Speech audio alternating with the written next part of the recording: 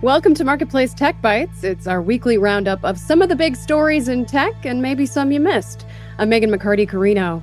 This week, we're talking about the many bidders for TikTok that have surfaced ahead of a Saturday deadline.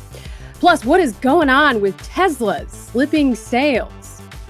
And OpenAI just closed another giant funding round. Here to get into all that is our regular contributor, Maria Curi at Axios. Hey, Maria, good to see you. Hey, thanks for having me. So we're going to kick things off like we always do with our bite of the week. This is a number that gives us some insight into the week in tech. Maria, what number do we need to know this week? So I chose 54% for this week. That is the amount of tariffs that the president has imposed on China as part of his Liberation Day earlier this week. And of course, that's going to impact companies like Apple that rely so heavily on trade with China for the products that we all use. All right. And that has sort of tied into the big software discussion this week. And that is around the Chinese short-form video app TikTok.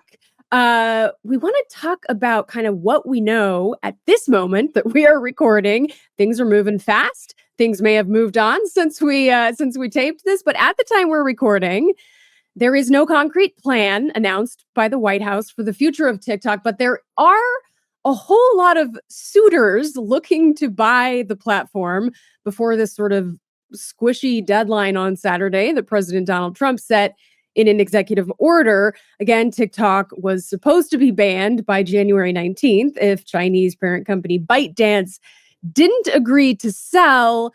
Trump extended that deadline. Everyone just went along with it. Maria, what do we know about the various buyers that have been lining up like it's kind of the TikTok bachelor? Yeah, there's been a lot of interest from US buyers. I think the latest this week, we saw the OnlyFans CEO wanted a piece of it. You have Andreessen Horowitz, a venture capital firm that wants to get in on it. This is on top of the buyers that we've seen already for a while, Mr. Beast or, there's a lot of potential buyers. But really, I think the one that has the biggest chance or the greatest chance at this moment is Oracle. And they're reportedly at the center of the deal that Trump is considering. Right. So that's a deal kind of with Oracle at the head of it, also backed by private equity firms like Blackstone and Silver Lake. I mean, one of the big questions I think with any of these deals is what could happen to the proprietary algorithm, this kind of secret sauce of TikTok? I mean, what's being discussed there? That's exactly right. That continues to be the big open question. I mean, Oracle is well positioned for this because TikTok already uses its cloud infrastructure, and Oracle is very good at handling sensitive data. It has a lot of contracts with the government. But this question of will it actually be owning the TikTok algorithm that makes the app, what it is today, or will it be leasing it, which reportedly is what it will do? Does leasing the algorithm actually ensure that the Chinese government no longer has access to it, which of course is why so many China hawks and, Democrats, Republicans alike across administrations in the courts, everyone has said that this app is such a national security concern.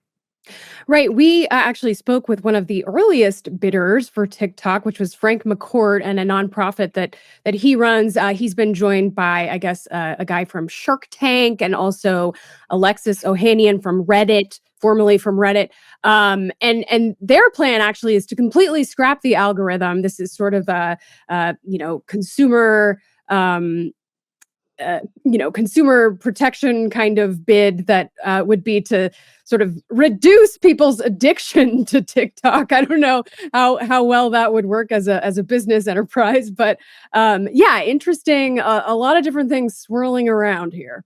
Yeah, and every bidder is kind of positioning themselves as uniquely qualified for one reason or another. So Project Liberty and Frank McCourt, they're talking about how they'll use American data responsibly, give us more control over our data. You have Perplexity, an AI company, that's another bidder.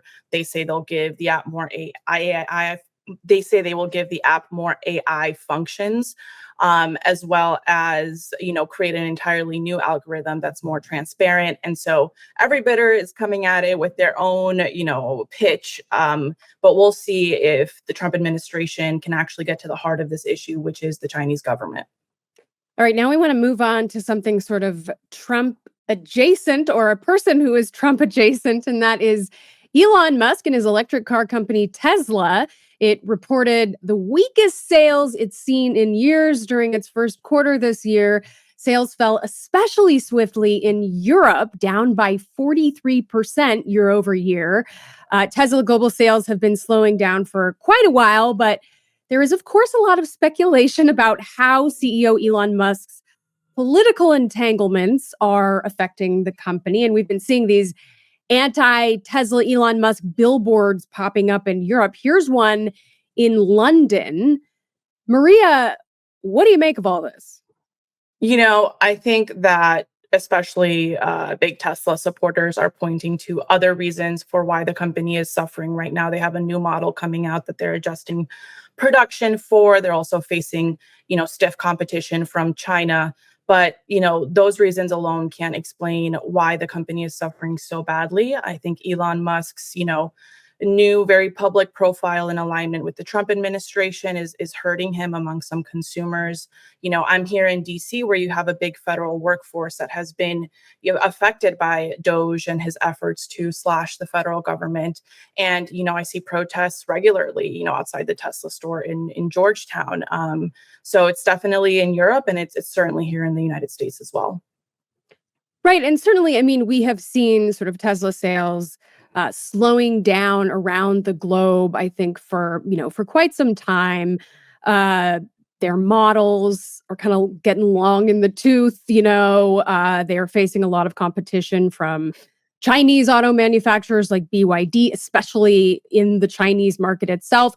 But it's pretty hard to ignore, some of the figures we see, like in Germany, where Elon Musk's political involvement was sort of the most prominent. He kind of inserted himself into the recent election there, supporting the right-wing party AfD. Tesla sales have dropped an incredible amount, just in the last quarter, upwards of 60%. So yeah, it seems pretty hard to ignore that.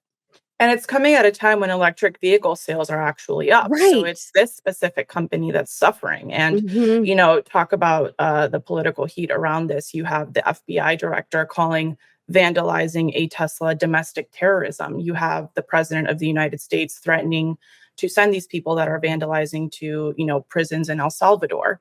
So the administration is going to bat for Elon Musk, and it's becoming a more politically charged issue by the day.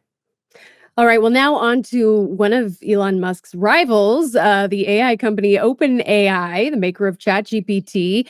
It just closed another big dollar funding round. The company raised another $40 billion, mostly from SoftBank. It raises its valuation to $300 billion. The funds are contingent on OpenAI successfully transitioning to a for-profit company by the end of the year. It's currently a capped profit company controlled by a nonprofit. What sticks out to you about this deal, Maria? I think what sticks out to me the most is that it's contingent on them becoming a for-profit company, right? So they'll get $10 billion by the middle of this month. They'll get another $30 billion in December if they can successfully become a for-profit company. They're facing, challenges from Elon Musk and Mark Right. Zuckerberg that don't want them to do that. But of course, that is necessary for Sam Altman to achieve his various goals. He wants to attract investment. And these investors want to have equity in the company, and then that those investments are really what's going to allow Sam Altman to fulfill his wishes, which this is a company that wants to achieve AGI for the good of humanity. They have some very lofty goals.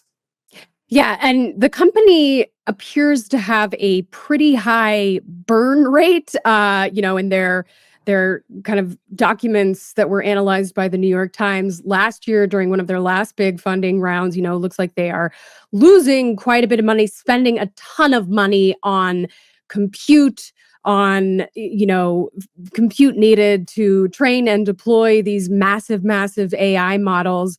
And in fact, last week, this kind of came up when they launched this new image generator for ChatGPT, which went totally viral. These Studio Ghibli memes that everyone was generating in the style of, this Japanese animation studio led by Hayao Miyazaki. And Sam Altman actually said, it's great that you are loving this image generator, but you're kind of melting our servers, and they had to rate limit the image generation on the free version. It just really sort of like calls into question, how much more, kind of usership and heavy usership they can afford to support without raising more and more money. Yeah, I think he said it was, 1 million new users in Yeah. 1 hour, and you're melting our GPUs. I mean, in order for him to continue rolling out these popular products at the speed that he's, like, rolling them out in with virtually no regulation, he's gonna need the infrastructure. I think that's why we saw him partnering up with SoftBank and other companies to do this $500 billion investment in data infrastructure here in the Right. US, Stargate. Without that, I don't really see how he can continue to support this explosive growth for his company. Did you make a Studio Ghibli avatar for yourself? I did not. I should though. I Yeah, didn't did either. you? No, I didn't. The founder of Studio Ghibli, Hayao Miyazaki, has been sort of very forceful in his denunciation of AI. So I feel like as a Miyazaki fan, Mm, I have not done. that's a good reason. I wish I had a better reason. I just didn't have the time, I guess, or I'm not fun enough. I don't know. You are very fun, Maria Thank you, Curi, Meghan. Thank tech you. policy reporter at Axios. We always love to have you. Thank you so much. Thanks. Great to be here. And thanks to all of you for joining us for Marketplace Tech Bytes Week in Review. Daniel Shin produced this episode. I'm Meghan McCarty, Carino.